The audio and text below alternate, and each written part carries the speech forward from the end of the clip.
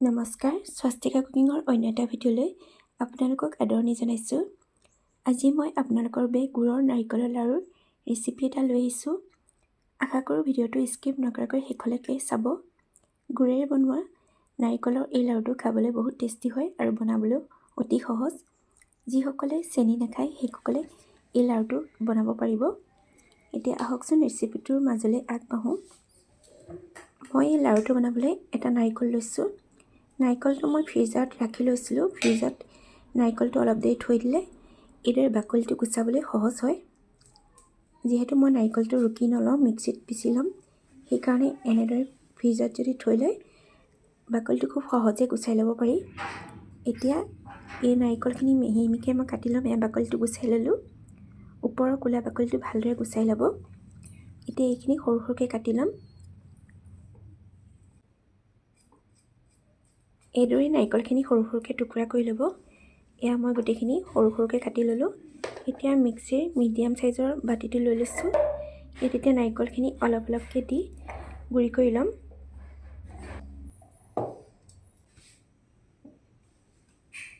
এয়া নাৰিকলখিনি গুড়ি কৰি আনিলোঁ আৰু নাৰিকলখিনি ইয়াক দুটা কাপলৈ উলিয়াই ল'লোঁ।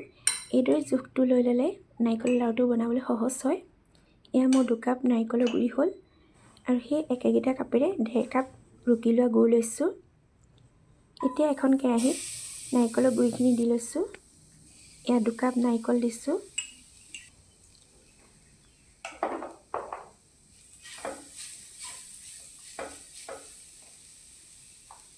আৰু লগতে ইয়াত ৰুকি লোৱা গুড় 1.5 কাপ দি দিছোঁ। এইখিনি এতিয়া ভালদৰে মিক্স কৰি ল'ম। গুড় আৰু নাৰিকলখিনি দিয়াৰ পিছত গেছৰ ফ্লেমটো লগে লগে ল' টু মিডিয়াম কৰি ল'ব।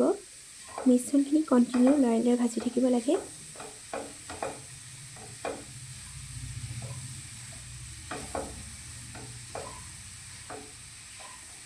এয়া মই লৰাই লৰাই ভাজি আছোঁ। চাব যাতে তলত লাগি নধৰে। প্ৰায় 15 মিনিটমান সময় লাগে এইখিনি প্ৰায় ভাজ খাবলৈ।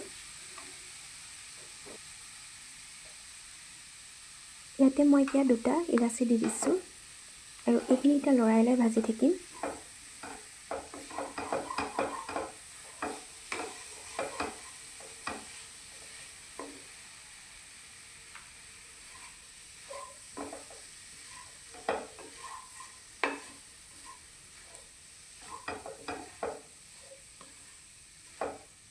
এইখিনি ভালদৰে লৰাই লৰাই ভাজি থাকিব, তলত লাগি ধৰিব নিদিব। এইখিনিতে আপোনালোকক এটা ৰিকুৱেষ্ট কৰিম, আপোনালোকে যদি এতিয়ালৈকে মোৰ এই চেনেলটো ছাবস্ক্ৰাইব কৰা নাই প্লিজ ছাবস্ক্ৰাইব কৰি দিব। এতিয়া আহক আকৌ ৰেচিপিটোৰ মাজলৈ আগবাঢ়োঁ।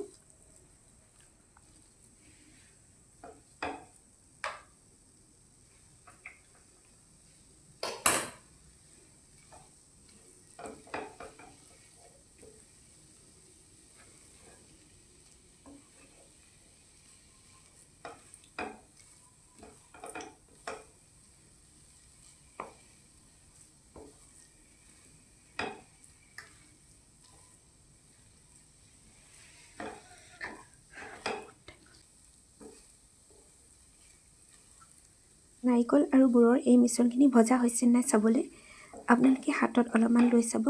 যদি আঠা আঠা নিচিনা লাগি ধৰে সিমানটো সময়লৈকে ভাজি ল'লে হ'ল। আৰু এইখিনি মোৰ প্ৰায় ভজা হৈ গ'ল।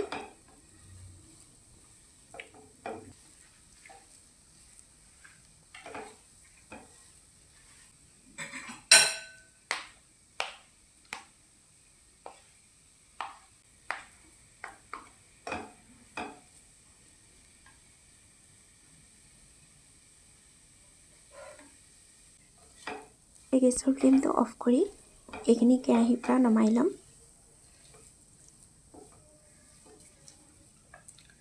গেছৰ ফ্লেমটো অফ কৰি এইখিনি কেৰাহীৰ পৰা নমাই ল'লোঁ। বাউল এটালৈ উলিয়াই লৈছোঁ। এতিয়া ইয়াত 1 চামুচ গৰু ঘিউ দিছোঁ। এইদৰে গৰু ঘিউটো দিলে গোন্ধটো খুব ধুনীয়া হয়। এই খাবলৈও বহুত টেষ্টি হয়। এতিয়া এয়া ঘিউখিনি ভালদৰে সানি ল'ম। এয়া চামুচ এখনেৰে ভালদৰে মিক্স কৰি লৈছোঁ। এইখিনি খুব গৰম হৈ আছে। অলপ অলপ হাতেৰে চুব পৰা হ'লে লাৰু বান্ধি ল'ম। এয়া হাতেৰে অলপ অলপ চুব পৰা হৈছে। এতিয়া মিডিয়াম চাইজত মই লাৰুখিনি বান্ধি যাম। আপোনালোকে যিমানটো হিচাপত সৰু ডাঙৰ কৰিব বিচাৰে সিমানটো সাইজত বনাই ল'ব।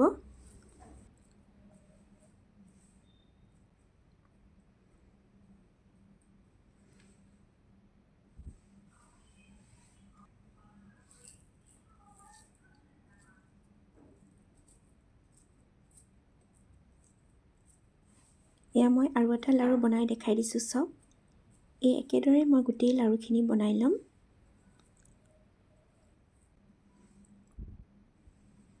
এটা নাৰিকলত মোৰ 16টা লাৰু হ'ল। আপোনালোকে যদি ইয়াতকৈ সৰু কৰোঁ বুলি ভাবে আৰু বেছি হ'ব তেতিয়া।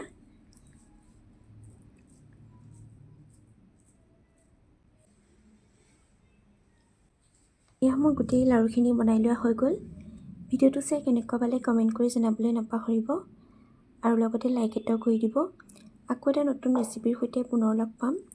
ভিডিঅ'টো শেষলৈকে চোৱাৰ বাবে ধন্যবাদ।